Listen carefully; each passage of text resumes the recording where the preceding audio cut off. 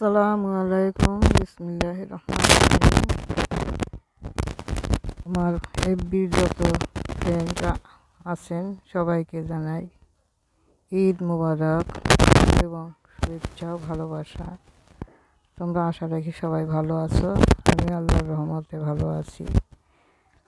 তো আমি আজকে 3টি ডিম ভুনা করছি, 3জন খাবো বলে।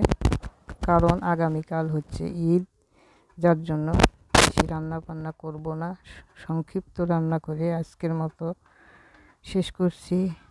তো রোজা শেষ, আনন্দ শেষ, সব শেষ, যার জন্য সংক্ষিপ্ত রান্না করলাম। আশা রাখি তোমরা সবাই সুস্থ ভালো আছো। ভালো থেকো, সুস্থ থেকো।